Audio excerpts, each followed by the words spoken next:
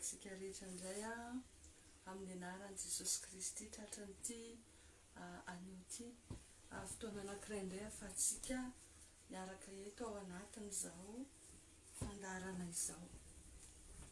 Manona fiadanan'ny tompo antsika rehetra na aiza toerana misy ianao amin'izao fotoana izao, manao fiarabana mamo anao izahay. Misy anay aty Madagasikara, tsy fantatro ianao na firenena aiza na firenena aiza misy anao manaraka an'izao fandarana izao fa ny azoko antoka dia izao hoe ny Andriamanitra dia mahita ny misy anao Andriamanitra dia milokalize anao Jehovah Andriamanitra no manisy andianao ary izy no matateraka aminao izay rehetra fanirizy fikasany rehefa tena mitoetra matoky ao anatrehany ianao. Ao anatin'ny fotoana miandriandry kely tsika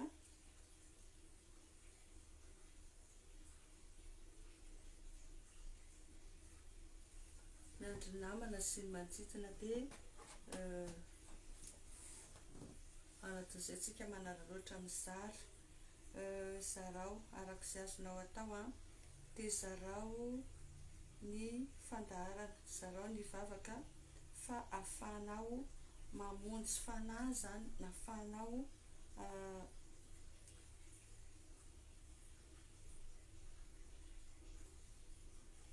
manohana ny asan'Andriamanitra ihany koa amin'ny fandefasana fizarana ny zavatra tahaka ireny.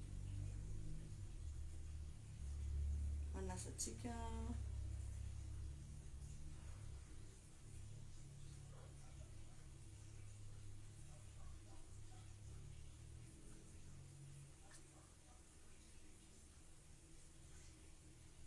izara, manasa izara fahiditra ao anatin'ny vavaka tsika, anao vavaka anankiray tsika androany vavaka tena matanjaka, ahafahantsika miditra ao anatina fandresena indray ahafahantsika miditra bebe kokoa mandrakariva ao anatin'ny programan'Andriamanitra izay efa nomano antsika.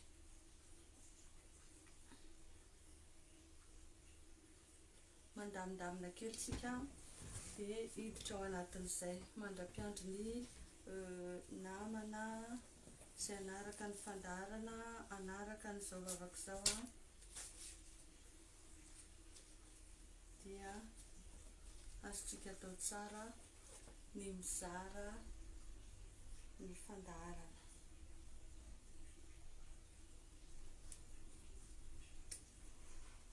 Misaotra, misaotra lehibe ny fitiavanao, misaotra, misaotra Tompo.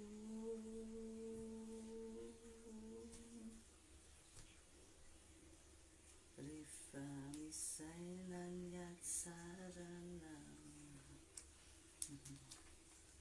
sy ny fahatokinao izana, tsapako fa tsy hoe mendrika andray fitiavana toy ny anao, nefa mankasitraka noho ny fahasoavanao sy ny nanoloranao ny ainao, tonga ao irafiderananao. Misaotra, misaotra lehibe ny fitiavanao, misaotra, misaotra Tompo.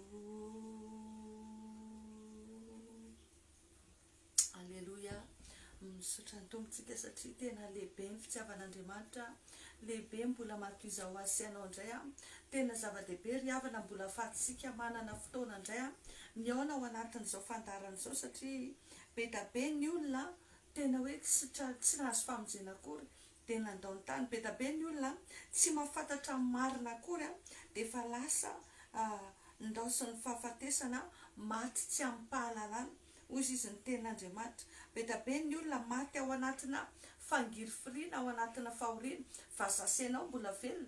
Hoy izy ny tenin'Andriamanitra hoe raha mbola hisy koa ny farany dia tsy ho foana ny fanantenanao. Rehefa mbola misy ny aina dia mbola misy foana ny fanantenana, raha mbola velona dia mbola misy foana ny fanantenana. Zay mahafinaritra hoe misaotra ny tompo indray tsika, andaontsika hisaotra ny tompo, andaontsika hiteran'ny tompo indray ao anatin'izao fotoana izao satria tena mbola fahasoavan'Andriamanitra mbola nahafahantsika indray manana ty fotoana anio ity, ahafahantsika miara-fampivavaka eto indray ao anatin'izao fotoana izao.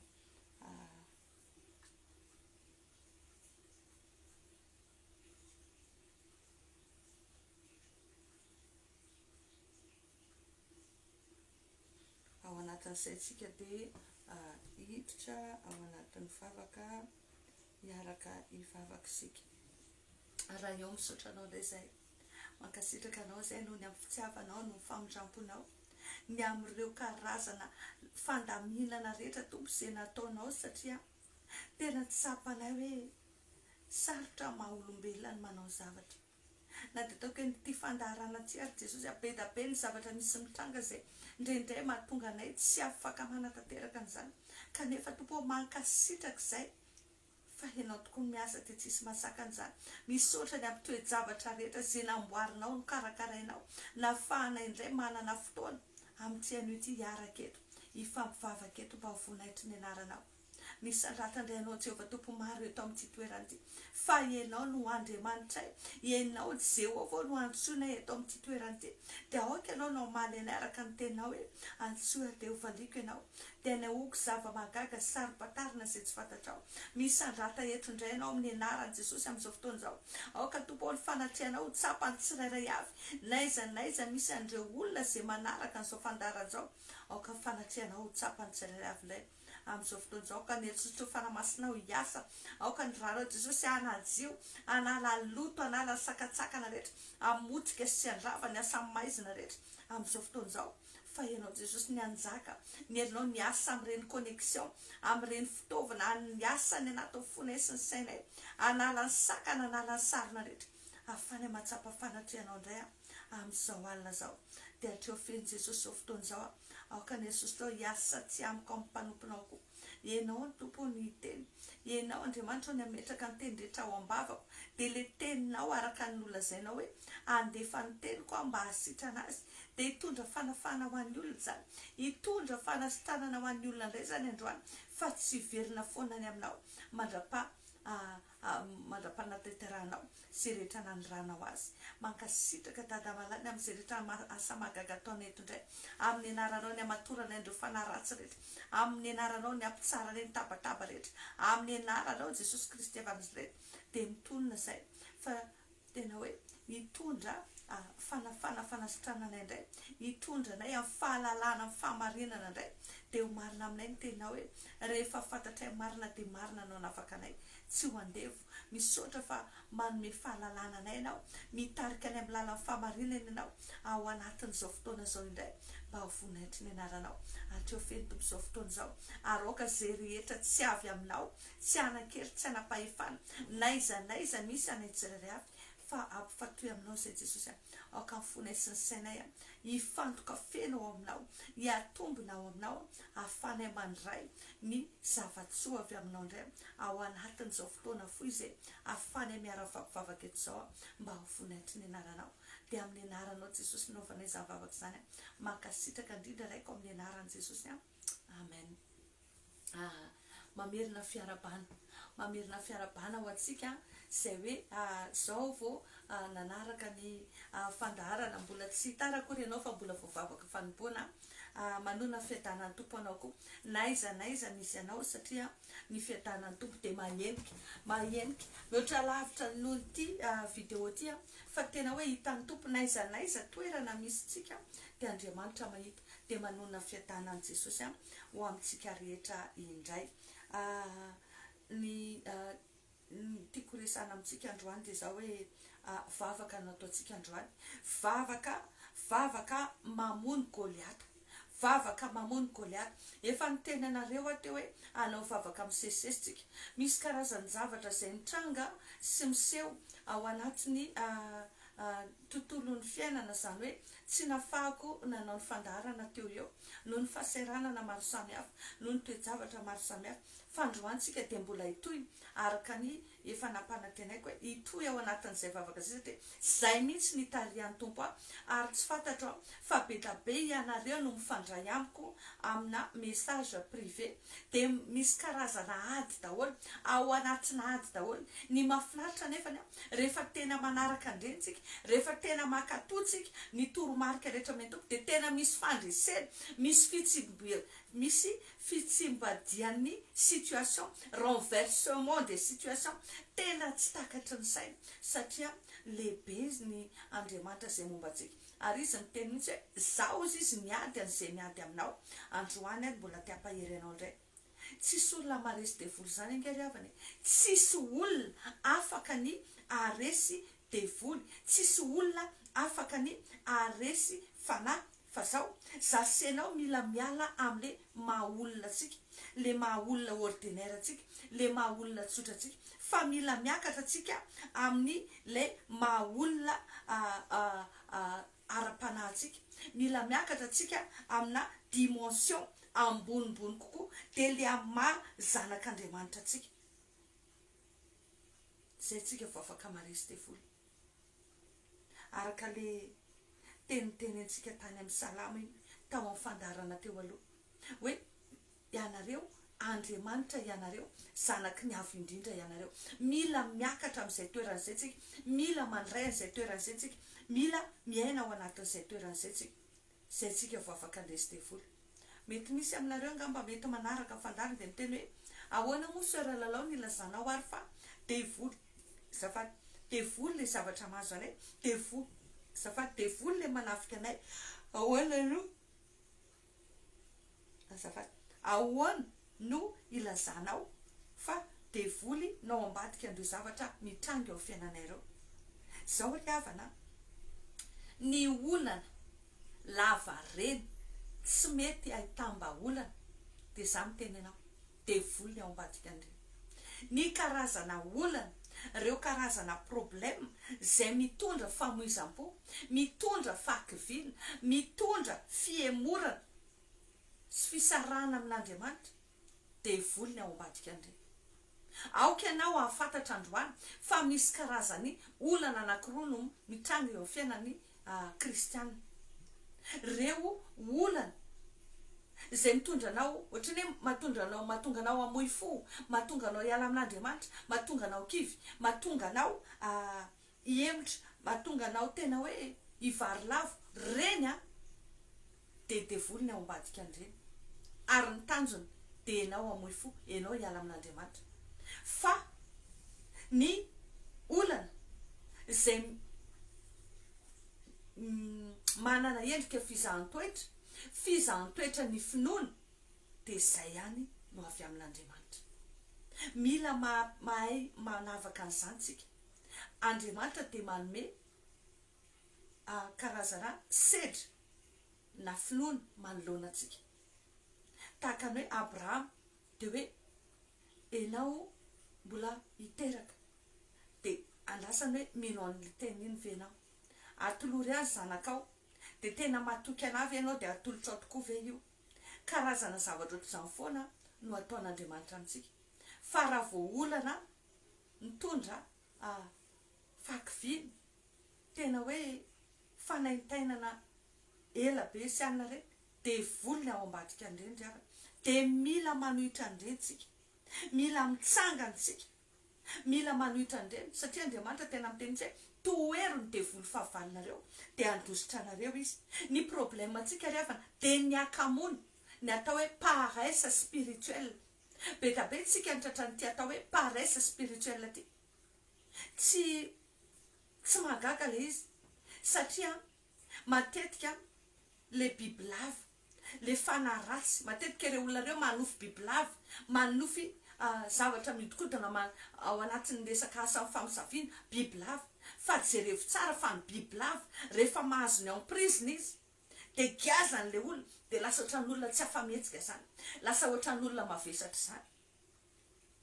nisy vehivavy anankiray dia teneniko mihitsy izy hoe ianao ny tena problème anao dia zao ianao mila mandray mifanapa-kevitra ianao mila mitsangana satria fantatra izy tena mpanompon'Andriamanitra tena mety fa lasa ohatran'ny olona immobilisé zany izy dia zaho izy tsy haiko anefa za ohatra mavesatra be dia ohatra misy zavatra manohitra be izay ataoniko raha vao tena hoe te hivavaka be satria manino efa tratran'ilay virus namena rano efa tratran'ireo asana fanaratsy izay mangejatsika zany mahatonga ny olona lasa varim-barina lasa ohatrany hoe négligé ohatrany hoe lasa inona ohatrany hoe tsy mitandrina varim-barina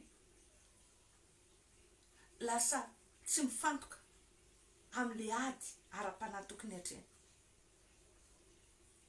fa za miteny anao androany mila mitsangana zasenao diny tsy mbola potika sy rava tanteraka ianao dia tena miteny anao amin'n'ara-dosa mila mitsangana ianao dia ny mbola tsy tara ianao dia mila mitsangana ianao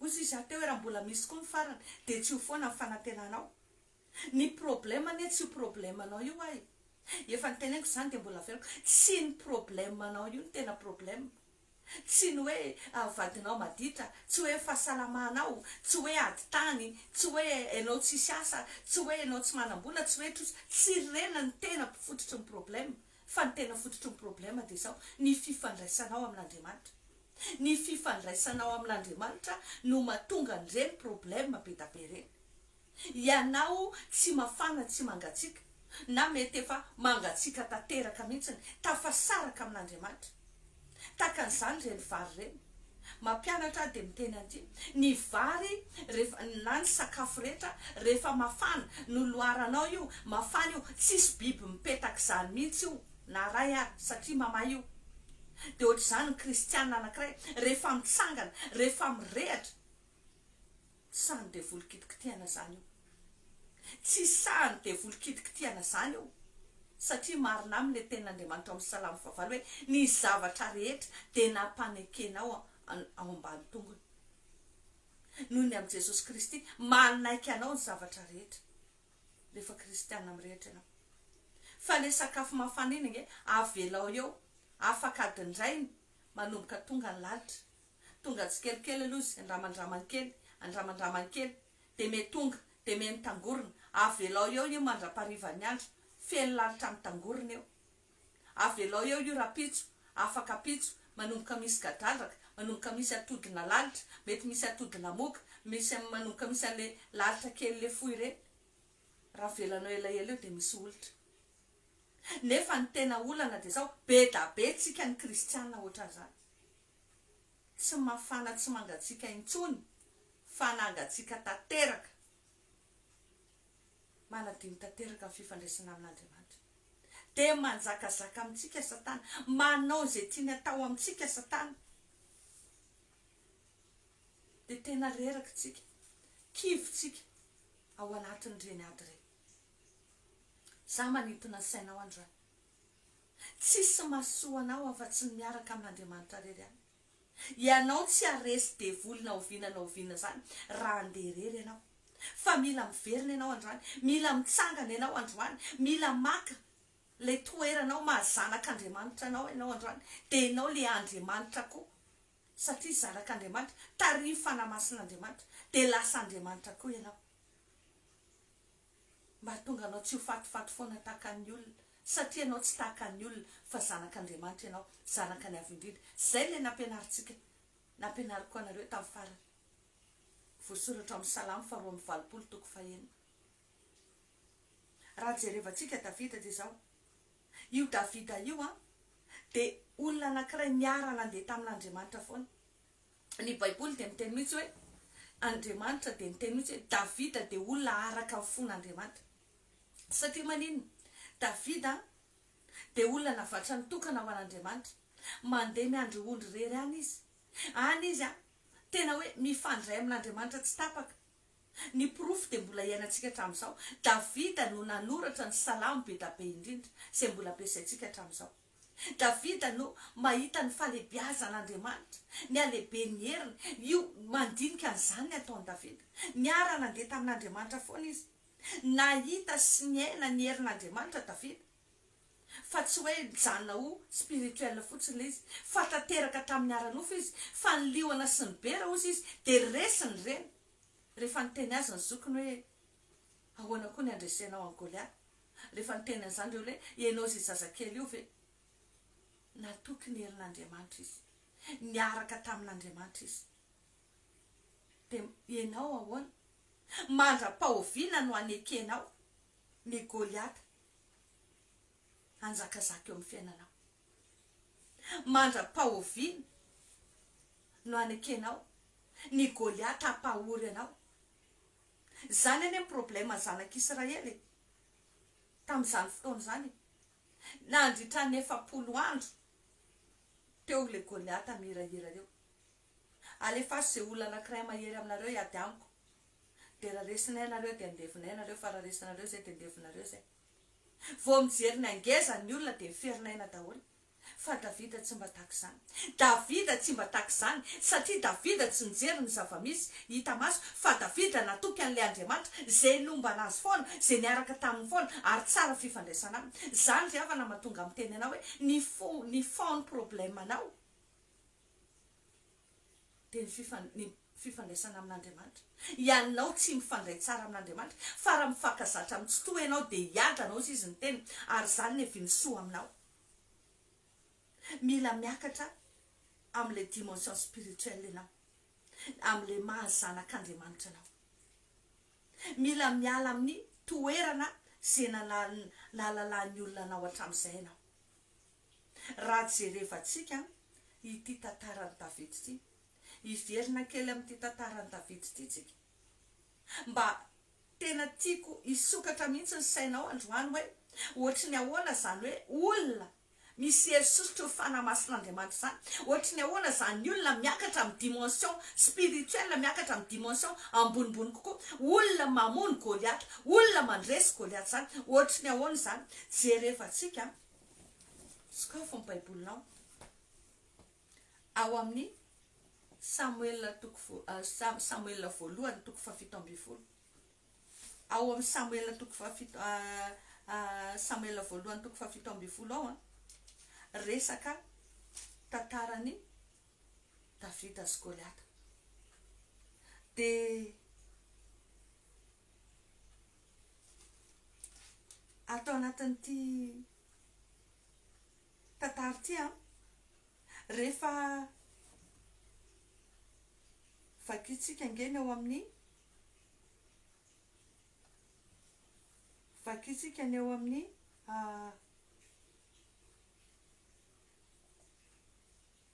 fadimy amby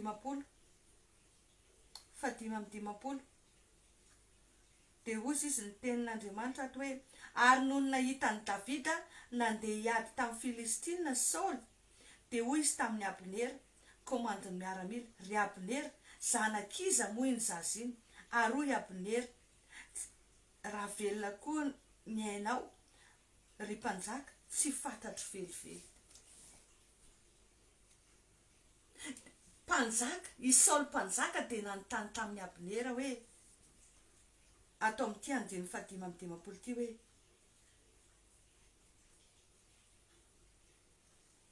ry Abner zanakiza moa iny zaziny, zanakiza moa iny zaziny.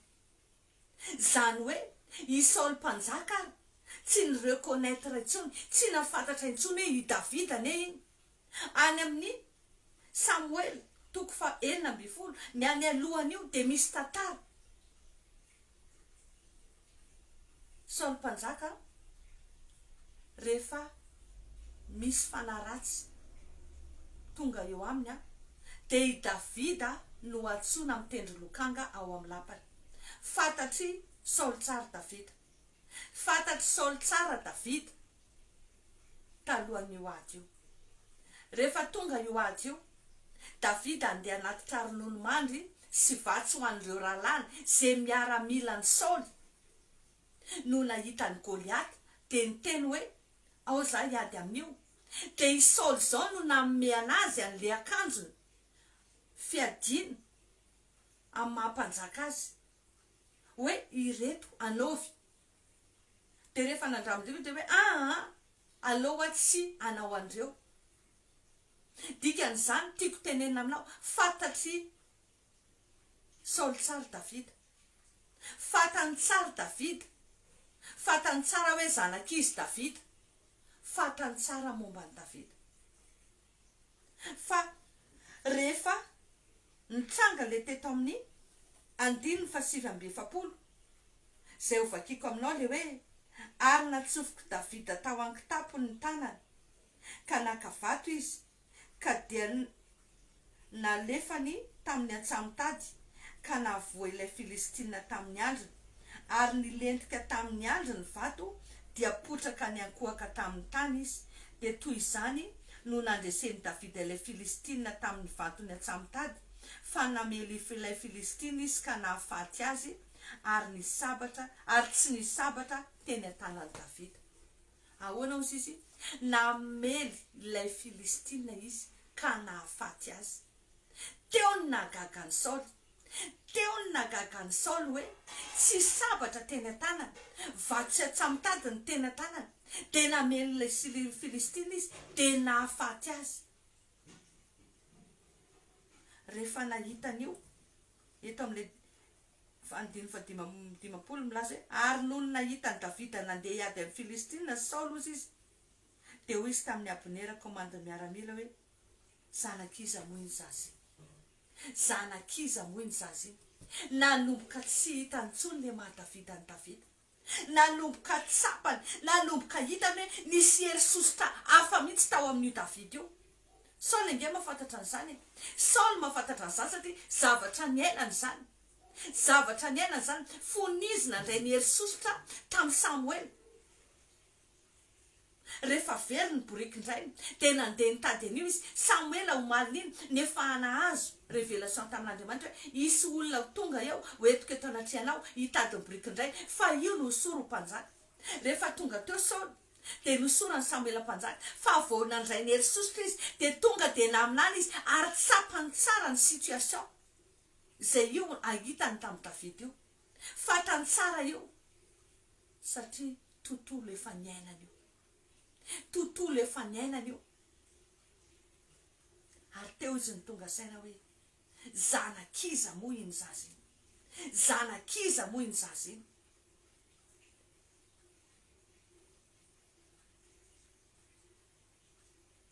Tsy le Davida kely intsony, tsy le Davida mpitendry lokanga intsony, tsy le Davida le mpanatitra sakafony ralany intsony. Za mitenenao androany, ianao koa miala am'le miala am'le tontolo zay nahafantaran'ny olona anao hatramin'izay androany. Mila mandray ny hery sositra ho fanamasin'Andriamanitra ianao, ahafahanao mandrodana ny Goliath. Jereo tsara raha le vakiteny vakitsika teo dia zao hoe ary tsy nisabatra ozy izy teny an-tanan'i Davida nefa n'izy dia namely ilay Filistina ka nahafaty azy. Eto amin'ny 5:50 misy an'izay, namely an'ilay Filistina izy ka nahafaty azy nefa tsy nisabatra tany an-tany.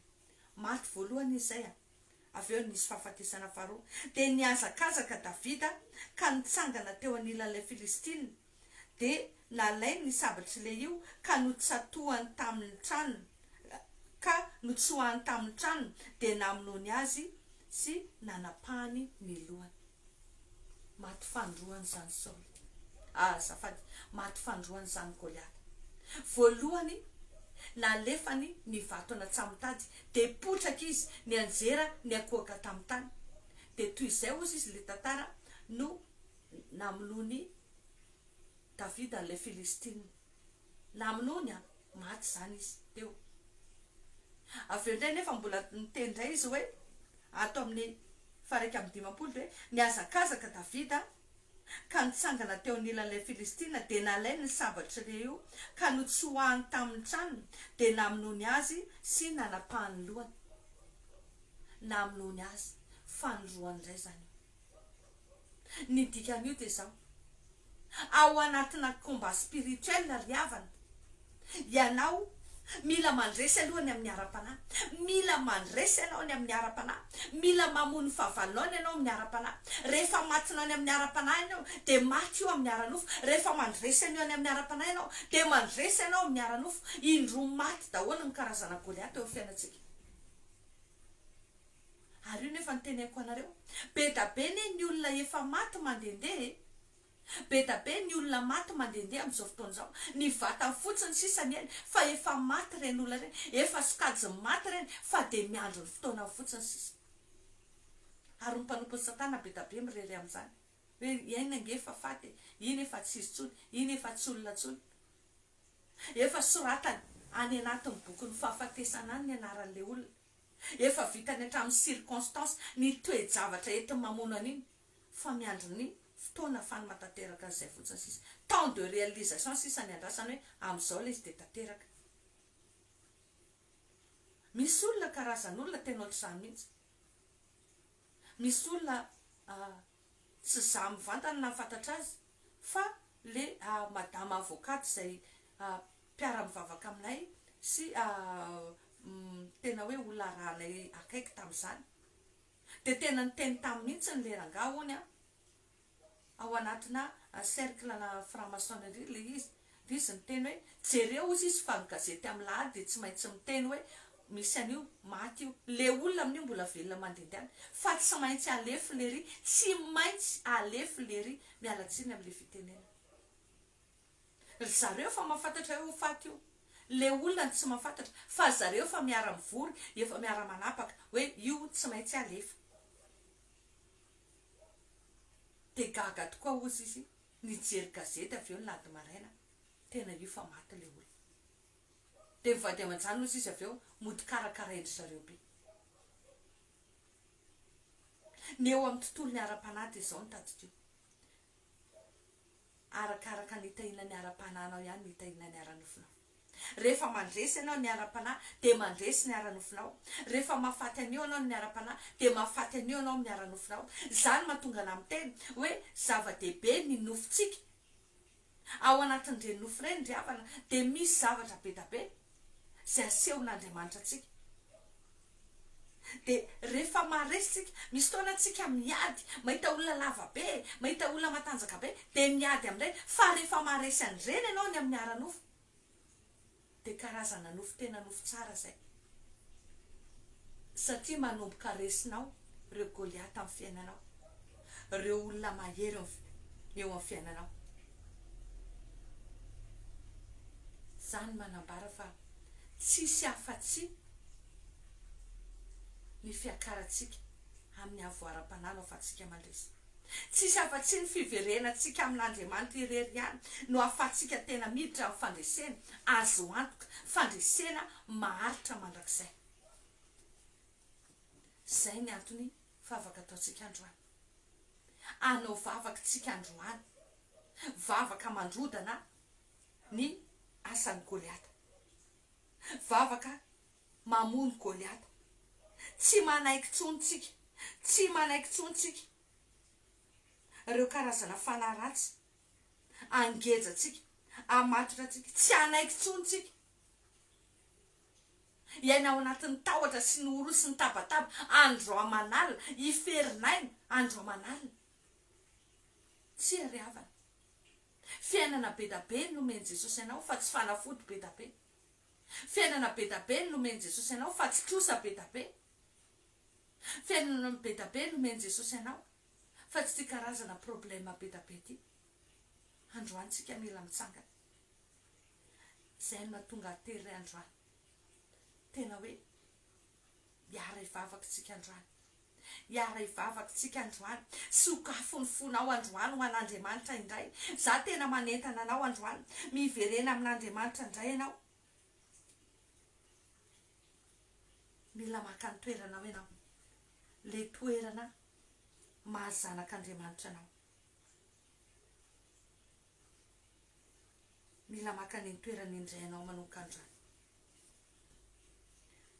Aondreo ny lohanao androany. Dia sokafo indray ny vavanao. Hitarika anao araka fitarian'ny fanamasina. Faoka ianao kosa tena hivavaka amin'ny fonao. Aoka ianao tena anana fandresen-dahatra ny anatina. Hoe ao amin'i Jesosy ihany ny tena misy fanavotana be sy hery araka ny teny.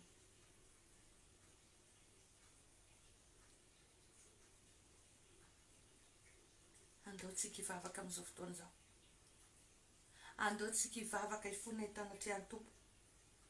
Ny amin'ireo karazana fahotantsika rehetra, ny amin'ireo fahadisoantsika rehetra, ny amin'ireo heloka rehetra izay mampisaraka antsika amin'Andriamanitra. Mila hoentintsika eo anatrehany Tompo ireny amin'izao fotoana izao. Mila hoentintsika eo anatrehan'Andriamanitra fotsika. Ninona mety manavesatra antsika, mila hoentintsika eo anatrehan'Andriamanitra ireny amin'izao fotoana izao. Ny fahotana, ny fahazaran-dratsy, tsy fantatro inona ny tsapana hoe tena mbola mamatotra anao, inona ny tsapana hoe tena mbola manavesatra anao, manakana anao. Sana fifandraisana matotra tsara amin'Andriamanitra. Jehovah Andriamanitra rainay eo manantona anao indray izay amin'izao fotoana izao, amin'ny anaran'i Jesosy Kristy zanakao. Mangataka Tompo famindramponao satria taminao dia taminao ihany Jehovah ho no nanotanay dia mamindrafo aminay ianao, mamindrafo ny amin'ny helokay, mamindrafo ny amin'ny fahotanay, mamindrafo ny amin'ny fahadisoanay rehetra Jehovah ho noho ny amin'ny Jesosy Kristy zanakao amin'izao fotoana izao. Ireo fahalemenay rehetra Tompo, hitanao ny tsirairay avy, hitanao ny situation misy anay rehetra Jesosy. Mamindrafo aminay ianao androany. Hifonanay eto anatrehanao ny fahotanay rehetra, ny tsy fahamarinana rehetra, ireo karazana fahalotona fitondran-tena, fahalotona any anatin'ny fona ihany, feno alahelo, lolo-pohotro-po, fankalana. Mahatonga anay tsaratsara olona, mahatonga anay teny ratsy, anozina olona. Hifonanay eto anatrehanao reny Jesosy. Mamindrafo aminay ianao androany. Ny amin'ireo karazana tsy fahamarinana, ny amin'ireo karazana fimonomononana, ny amin'ireo karazana fosafosa, fanaratsiana, fitabatabana rehetra. Mamindrafo aminay ianao Andriamanitra rainay. Ny amin'ny fahotana ninona Jesosy. Tsy nanomezanay voninahitra ny anaranao, hifonanay eto anatrehanao zany. Mamindrafo aminay ianao Andriamanitra. Ninona ireo karazana fitondran-tena izay mampifanalavitra anay aminao, ny amin'ireo fanapahan-kevitra izay niraisinay, manimba ny fiainanay ankehitriny. Tsy nanomezanay voninahitra ny anaranao. Mamindrafo aminay Andriamanitra. Mamindrafo aminay ny amin'ireo varavarana rehetra ny sokafanay ho an'ny Satana teo amin'ny fiainanay. Mamindrafo ny amin'ny teniteny foana izay niteneninay. Mety reny mihitsy mamatotra anay, mahatonga ny ara-pananay Jesosy tsy mety tafatsangana hatramin'izao anio izao. Mamindrafo Jesosy ny amin'ireo fahavarim-barianana rehetra, ny amin'ireo tanirevaka rehetra, ny amin'ireo kitoto rehetra. Satria indraindray izay variana loatra ny amin'izao fiainan'izao, ny amin'ny fitadiavana, ny amin'ny fialamboly, ny amin'ny rendrarendra sy ny namana. Mamindrafo aminay Jesosy. Mamindrafo aminay ianao androany. Ninona ireo fomba nahafahan'ny Satana na mandrika ny fanahinay, na babo anay. Mamindrafo ny amin'ireo karazana fifandraisana rehetra tsy mety teo anatrehanao.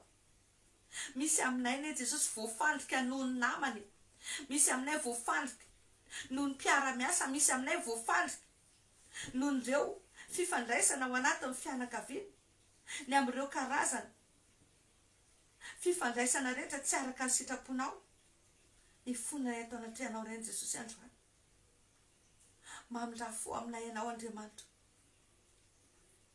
mamindra-fo Jesosy ny amin'ireo olona rehetra zay manodidina anay, satria dia tena tsapanay mihitsy hoe ny manodidina anay no mitondra vesatra na manamaivana ny ara-pananay, ny manodidina anay matetika no mitondra sakana na karazana mitondra hery mampandroso ny ara-pananay.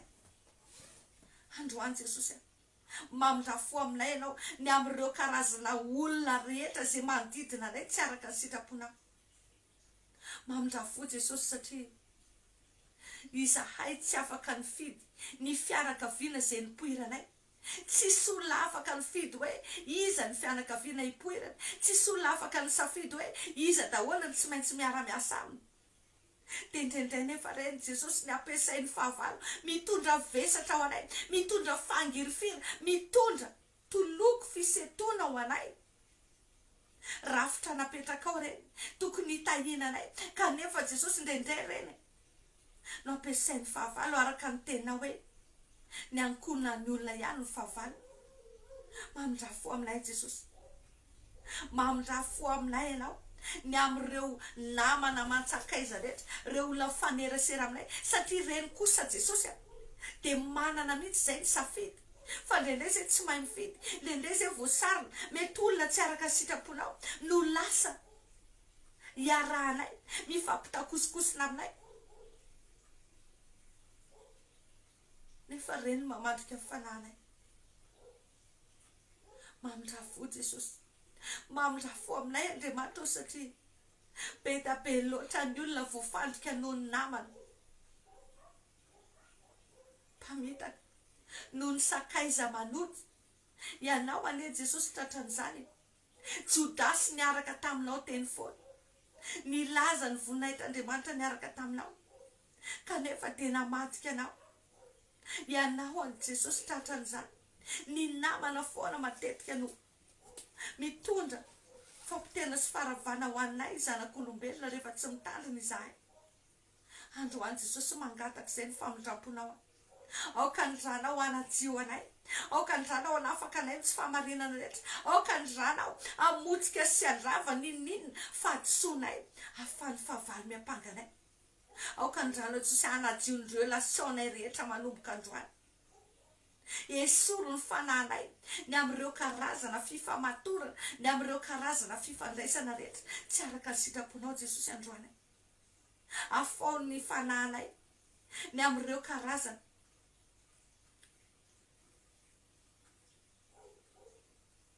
fifandraisana mety mandoto anay, mety manempotra anay, mety manimba anay avy amin'ireny fianakaviana sy manodidina anay reny. Zany ange Jesosy nahatonga anao hoe niteny tamin'ny Abrahama hoe miala amin'ny tany rainao sy ny havanao. Misy fotoana ianao tena mila anay mihitsy, miala amin'ny toerana misy ny fianakavianay, satria indraindray reny ihany no ampiasain'ny Satana hamotika sy handravanay rehefa tsy mitandrina. Mamindra-fo aminay Andriamanitra, mamindra-fo Jesosy satria indraindray ny ao anatiny reny olona reny no manolotra anay eo am-pelantanan'ny Satana. Ao anatin' reny lasa manokatra varavarana ho an'ny Goliata hiazona amin'ny fiainanay, angezanay. Androany Jehovah mamindra-fo amin'ny anaran'i Jesosy ianao. Aoka nydranao anajio anay tsirairay avy amin'izao fotoana izao. Aoka nydranao anamasina anay indray Jesosy, anafaka anay amin'ny tsy fahamarinana rehetra, mba tsisy antony ahafahan'ny Satana manana fahefana mbola hiazona amin'ny fiainanay. Hatramin'izao mangataka izay Jehovah Tompo maro amin'ny anaran'i Jesosy, diovy amin'izay zay am'izao fotoana zao, diovy tanteraka amin'ny momba anay rehetra, diovy amin'ny ranao Jesosy ny tenanay, ny ainay, ny fananay, diovy amin'ny ranao Jesosy, ny tontolo manodidina anay rehetra, ny satokantrano, diovy amin'ny ranao, diovy amin'ny ranao Jesosy, ny cercle d'amis anay, na dia ataoko reny ami virtuel reny ary, amin'ireny réseaux sociaux reny, manomboka esory Jesosy zay rehetra tsy avy aminao, esory ireo karazana namana sandoka rehetra, aoka ny ranao anadio anay, aoka ny ranao anafaka anay amin'ny tsy fahamarinana rehetra, fa mila ny herinao kosa zay amin'izao fotoana zao, aoka ny herinao Jehovah hiasa tsy anatinay, aoka le hery sy ositra mahery avy aminao, ameno anay tsirairay avy indray amin'izao fotoana zao, irestore anay indray, amerina anay amin'ny lony dia mahazanak'Andriamanitra anay, hiakaranay amin'ny ara-panahy ambonimbony kokoa, mila ny ositra ao zay, mila ny ositra mahery avy aminao, le afanay manana hery mandresy ny hery rehetra nanafahavalo, manitsaka menarana sy maimbo, amin'ny anaranao Jesosy ny ankatahana izany androany, aoka le akanjo mpanavy aminao Jehovah, le akanjo hafa avy aminao anaovana indray amin'izao fotoana izao, amin'ny anaran Jesosy, aoka ny herisotro fanamasinao, hiasa tsy anatinay, hiasa feonay, hiasa amin'ny fijerinay, hiasa amin'ny alokaisin'ny sarinay, amin'ny tongotra aman-tananay, mba hahatonga anay ho fitaovana mahery vaika ho ampiasainao manomboka androany, fa amin'ny anaranao Jesosy andavanay ny satana sy ny asany rehetra, zay tsy manaiky tsony iaina ao anatina fahoriana, zay tsy manaiky tsony amin'ny anaran Jesosy iaina ao anatin'ireo karazana tabataba fiferotanay ao anatin'ireo tsy fahombiazana, ao anatin'ireo fafambaraka, amin'ny anaran Jesosy. Davida ne Jesosy tsy nila ny akanjo ny saoly akory, tsy nila ny fitaovam-piadiany saoly akory, fa natoky anao izy, natoky ny herinao izy, natoky ny fambombanao azy, izy Andriamanitra, na dia tany efitra, na dia tany amin'ny mangina, ny ady ny atrika rery andreny ady rery izy, fa tsy rery izy satria teo ianao, androany Andriamanitra, omeo anay ny fanahy mahatoky, aoka ianao no anovanay amin'ny fanavaozana ny saina manomboka androany, fa Andriamanitra ianao fa tsy olona, Andriamanitra mahery ianao Jesosy, ray mandrakizay, andrian'ny fiadanana, ny fanapana rehetra dia ho atsorokao, ary ny androsoa fanjakanao dia tsy anam-pahataperana, tsy anam-pahataperana, noho izany no amin'ny anaranao Jesosy dia mandresy foana izay, satria ianao ny tompony hery sy ny fahefana, ny fanapana dia ho atsorokao, ataovy mahatsapa an'izany zay androany, ataovy mahatsapa zay androany, ataovy resy lahatra ny any anatinay amin'ny anaranao Jesosy, omeo ny hery fanamasinao zay ahafantaranay fa fanahy mahery no ty anatinay fa tsy fanahosa, fanjakana tsy azo ampirona ny atsy anatinay amin'ny anaran Jesosy, satria efa nandray ny hery sosotro fanamasiny zay dia afaka mandresy ny rehetra nanafahavalo, dia amin'ny anaran Jesosy ny andraisanay an'ireo vato, dia le vato fehizoro zany, ilay Jesosy Kristy zany, raisinay amin'ny anaranao reny Jesosy, le vato fehizoro avy aminao, reny nentinay manamotramotrana ny Goliata androany, amin'ny anaran Jesosy Kristy avazy rehetra, motsamotrana ireo karazana Goliata rehetra, zay mangeza fiainanay, zay mampahory anay, zay mitabataba andro manala baraka anay, tahaka an'izay nahazo amin'ny ihany nanaova amin'ny penina azy, irerainy satria tsy niteraka izy fa moa, mety misy tratran'izany any ihany Jesosy, ianao ny hijery andreny androany, aoka ny sandronao mahery ny amotsamotsana ny Goliata androany, amin'ny anaran Jesosy, amin'ny anaran Jesosy, satria ianao Jesosy, ianao le vato fehizoro androany amin'ny anaran Jesosy, le vato fehizoro dia ny anaranao Jesosy no entinay manamotsamotsana ny Goliata, tahaka nanaovan'i Davida azy tamin'ny vatany antsamitady, dia tonoko amin'ny anaran Jesosy Kristy avazy rehetra, mitanondroko Goliata androany, lavy miakoka mitany Goliata androany, reo Goliata fiainanay rehetra, na inona antony, na fomba hoana, na fanareo miditra teo fiainanay, androany amin'ny anaran Jesosy, lavo amin'ny tany ianao, lavo amin'ny tany ianao no nesotro fanamasin'Andriamanitra, amin'ny anaran Jesosy Kristy avan'izy rehetra, lavo amin'ny tany ianao, tsy tafariny zantsony ianao, mirodana tanteraka ny asizinao rehetra, ny nina fomba nafanao mibahana teo amin'ny toeranay,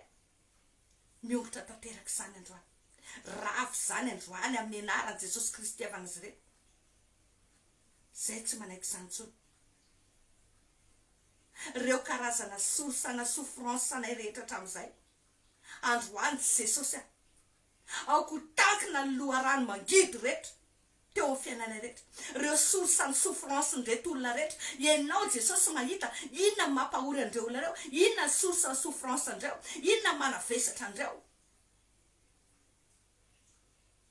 tsy sitraka ny afatesany ratsy fanao izy ianao ary tsy sitraka koa ny ampalahelo na ampahory ny zanak'olombelona Jehova ho amarino ny teninao noho ny anaranao miasa am'ireto olona reto ianao miasa am'ireto olona reto ianao androany aoko tankina ny loharano mangidy rehetra eo amin'ny fiainana tsiray avy manomboka izao amin'ny anaran'i Jesosy reo karazana faka mangidy rehetra ongoty any anatinay any ongoty reo karazana andremby any anatinay misintona an'ireny karazana onde negativa reny hitondra fampitena sy faravana eo aminay esory reo karazana emprise maléfique rehetra zay miazona anay miazona fiainanay miazona fahasalamanay miazona fidiram-bolanay miazona ny herinay tsy ahafanay manompo anao androany Jehova raisinay le sabatao mahery androany amin'ny anaran'i Jesosy ny anapatapanay ny lohan'ny Goliaty ny anapanay ny lohan'ny Goliaty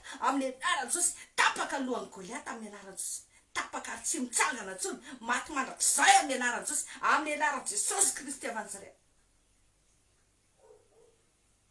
tsy mitsangana intsony ianao Goliaty tsy mitsangana intsony ianao ary amin'ny anaran'i Jesosy ny miaramilanao ny firongonao ny entanao miala lavitra anay tsirairay avy manomboka izao amin'ny anaran'i Jesosy Kristy avy Nazareta reo karazana sakaiza manody rehetra reo karazana mpamitaka rehetra zay nanantonantona anay mitady ambabo anay ny afitaka sy ny teny mamy aokire miala lavitra anay manomboka izao amin'ny anaran'i Jesosy amin'ny anaranao Jesosy mangataka reo namana sandoka rehetra reo karazana Jean satanika rehetra ny rano satana teo amin'ny fiainanay andavo anay esory lavitra anay re manomboka izao esory lavitra anay re Jesosy manomboka izao aoka andositra daholo reny karazana miaramila ny Goliaty reny manomboka mandositra amin'izao fotoana izao amin'ny anaran'i Jesosy miala lavitra amin'ny fiainanay araka ny teninao Andriamanitra dia hoe raha lana natokana na natony any anatiny anay dia aoko lala rafity ny andosira miala aminay amin'izao fotoana izao amin'ny anaran'i Jesosy reo karazana mpamosavy reo karazana mpilalao-ody ratsy reo karazana mpanompo tsampy rehetra zay ao ambadiky ny fahorinay sy ny fijalianay rehetra aoka ianao Jehova ny ampisavoritaka an'ireny aoka ianao Jehova ny andringana an'ireny zay rehetra tsy mieritreritra ny ovavotsony aoka ny sabatra ao andringana an'ireny amin'ny anaran'i Jesosy zay tsy manaiky izany intsony zay tsy manaiky izany intsony ianao anatina fahoriana ao anatina fiferotanay amin'ny anaran'i Jesosy miala daholo reo vesatra rehetra miala daholo reo geja rehetra tapaka ny fatotra rehetra amin'ny anaran'i Jesosy ninona nentinareo nampahory anay na ngeja anay afak'izay manomboka androany satria raha ny zanaka ny manafaka dia afaka tokoa zay amin'ny anaran'i Jesosy maminany afaka daholo ny amrofinao ianao ninona mahazo anao amin'izao fotoana izao ianao zay ao anatiny aretina ianao zay ao anatina fahaverezakevitra tononko afaka ianao amin'ny anaran'i Jesosy afaka ianao amin'ny anaran'i Jesosy satria efa maty le Goliaty zay fototry ho fahorinao amin'ny anaran'i Jesosy efa tankina tanteraka le loharano mangidy zay miboiboika nampitondra fahorinanao fa amin'ny anaran'i Jesosy Kristy avy Nazareta manonona ny ontondraka kosa ny ontondraka araka voasoratra any amin'ny Ezekely ny ontondraka manomboka hiditra eo amin'ny fiainantsika manomboka izao manomboka hiditra eo amin'ny fiainako sy ny fiainanao manerana ny tontolo-piainantsika ny ontondraka manomboka izao dia naiza alean'ny ondrotony lalovan'ny ontondraka ozy izy ny tenin'Andriamanitra dia misy fahavelomana indray zany misy fahananganana indray zany amin'ny anaran'i Jesosy manomboka misy fahananganana indray fiainako sy ny fiainanao satria Jehovah Andriamanitra no mirestore atsika indray. Jehovah Andriamanitra no manangana atsika indray. Marina aminay Jesosy ny teninao. Ny teninao Andriamanitra izay voasoratra ao anatin'ny Ezekela 4:20 ngamba raha tsy diso aho. Dia hoy izy ny teninao hoe io ny anondraka ny hazo fihinam-bo ny ontondraka dia mamoy isam-bolana zany. Tsy isaky ny saison intsony fa isam-bolana ary tsy ho lany zany. Androany Andriamanitra maminany an'izany ho andreto olona reto, ho andreto olona manaraka ny reto vavaka reto, ho andreo olona izay tena hoe manetry tena eo ambany tana maherinao, manaiky ny sitraponao. Ianao Andriamanitra ny ampitobaka ny ontondraka eo amin'ny fiainana. Ianao ny amonjy azy ny amin'izay rehetra mampahory azy. Ianao ny ampamboa azy ny fahavalony rehetra. Ianao ny amelatra latabatra eo masony fahavalony eo anoloana. Mba tena voninahitra ny aranao ny antsinay. Misandrata ianao Jehovah amin'ny fiainanay. Misandrata ianao Tompo, raisindray ny toeranao androany. Ninina ireo tranom-panata aty anatinay dia tonoko ny ranao Jesosy mamotika sy malongotra indreny hatrany ao fototra rehetrarehetra miongotra daholo ny tranom-panahy dia tsy ahafahanao miveriny zany Satana. Satria ianao mieritreritra hoe rehefa avy mandehandeha amin'ny tany foana ianao dia verina aty amin'ny tranao, tsisy taninao zany intsony aty. Goliaty ara efa maty, Goliaty efa maty, mirodana lasa daholo mombanao rehetra. Fa manomboka androany dia tonoko fa fiainam-baovao amin'ny fiainanay. Fiainam-baovao amin'ny fiainanay, fiainam-pandresena amin'ny fiainanay. Jehovah manangana sy manarina ary manavao amin'ny fiainanay indray noho ny amin'ny anaran'i Jesosy Kristy. Dia misaotra anao izay tompony amin'ny asa mahagaga izay ataonao amin'ny fiainanay tsirairay avy. Misaotra fa manangana anay indray ianao. Misaotra fa manavao ny fiainanay indray ianao. Ireo marary Jesosy, marary any anatin'ny tova, marary any anatin'ny kibo, any anatin'ny tovam-pananana. Androany manonona fanasitrana ho andren'olona ao anatin'ireny aretina ireny. Misy olona manana aretina ao anatin'ny tovam-pananana. Ianao ny anona vao an'io Jesosy, ianao ny nanao ny zavatra rehetra dia ianao mahay manavao an'ireny. Nahoana fampiteny ainao manao an'izany. Ny maty ara voatsanganao amin'ny anaran'i Jesosy tonoko. Havaozina indray ny zavatra rehetra amin'ny anaran'i Jesosy tonoko. Mitsangana ny rava fahagola rehetra amin'ny anaran'i Jesosy tonoko. Mandry fahizay ao anaty fiadanana tanteraka ny zanak'Andriamanitra rehetra manomboka zao, satria mitsahatra ireo karazana oppression diabolika rehetra, mitsahatra ireo karazana tabataba rehetra, mangina tanteraka Goliaty satria efa maty ary tsy mitsangana tsony mandrakizay amin'ny anaran'i Jesosy, amin'ny anaran'i Jesosy, amin'ny anaran'i Jesosy. Tsy mitsangana tsony Goliaty. Rodana tanteraka, rava tanteraka. Ninina ireo endrika fanafiana, rava tsisy ambinina tsony satria efa maty ny lehibe. Faoka ianao Jesosy nitsangana amin'ny fiainana indray. Aoka ianao nisandratra indray. Aoka voninahitra ao mirapiratra aminay. Dia atonga anay ho lehilahy mahery sy vehivavy mahery ianao. Feno ny hery sosotrao indray. Afanay mandresy ny rehetra nana fahavalo. Afanay manitatra ny ambaindray ny fanjakanao mba ho voninahitra ny anaranao. Misandrata indray ianao Jehovah Tompo maro amin'ity an'ity.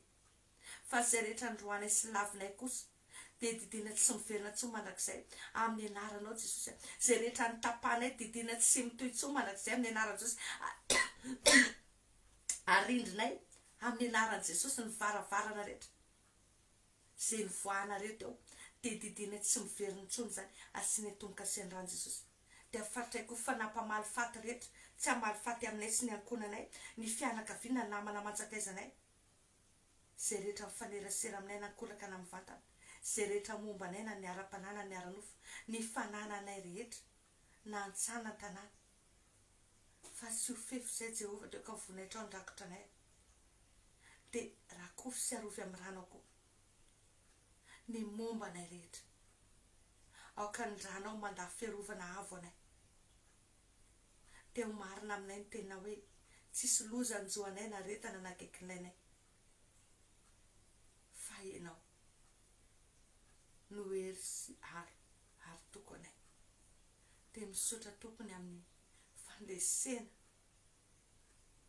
ny fandresena goavana izay omenao. Misaotra fa manokatra lalana ianao, misaotra Jesosy fa manokatra fon'ny olona ianao ary tsy orin-jafatsy zany zay, tsy orina fanampiana zany zay, tsy angahiay zany tsony zay, fa tahaka ny dery zay andeha manomboka izao, andeha tahaka ny dery zay mitety ny avonanay, androsaomikery zay satria Andriamanitra lehibe ianao zay mombanay, mampatanjaka ny reraka ianao ary ny kelery dia omenao heribe, matoky izay no nerisotra ho fanamasinao, fa nandeha izay dia tsy ho sasatra, hiazakazaka izay dia tsy ho reraka, ho voninahitry ny anaranao.